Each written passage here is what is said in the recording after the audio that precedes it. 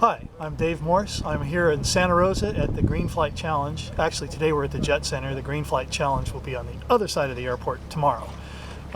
We flew the electric airplane in yesterday. It was about a 160-mile cross-country flight with an electric airplane, which was a first for me. That's the farthest I've flown without using any fossil fuel. We had a real nice flight, flew nice and low over the mountains, and there was no convection or anything, so it was just a real sweet flight up. The airplane's been performing real well, and we're looking forward to getting started with the contest. Our first thing is going to be tomorrow. We're going to do weighing and all of the technical stuff that all the little nerds love to run around and measure little things and make sure we have the right vision on the airplane, and they're going to weigh it probably 2 or 3 times just to make sure they weigh it correctly. And then Monday the fun actually starts. We get to start flying. So we'll probably be updating you as we go along, unless you have any questions? We do. Can you give me an idea, and those that are reading the blog, on how the aircraft flies, because it's such an unusual design? The aircraft flies a little bit like it looks. It's a little bit odd. You're sitting quite a bit off the center of the airplane. You can't actually see the other fuselage, so you don't get the feeling that you're flying in 2 different airplanes. Although when you come in to land, quite often you'll land one fuselage before the other, which is a little bit strange. And the first couple times we did that, we thought maybe the tail wheel was touching first.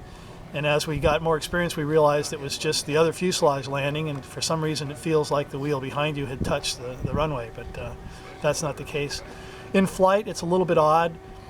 When you're going straight and level, you are in a 4.5-degree bank to the left, because you're sitting, the fuselage or the wing makes a big arc, and you're sitting out here on the arc.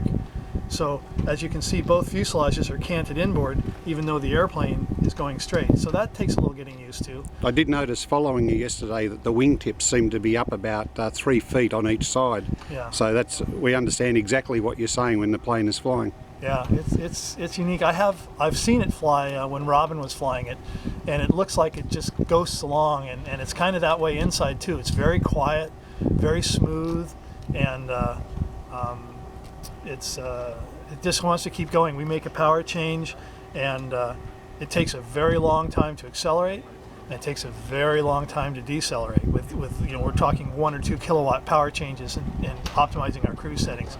You have to be very patient flying this airplane because it doesn't really do anything real quickly. But it's a unique challenge, and I'm enjoying flying it. We know this is the start of electric aircraft. When do you think it'll be sort of mainstream? Like at the moment it is really prototyping and experimental technology. Well, I think the airframes are pretty much there. We've proven with the motor technology, the controllers and the airframes, that electric flight is viable. What's missing is battery density. And it's hard to predict when the next big improvement will be.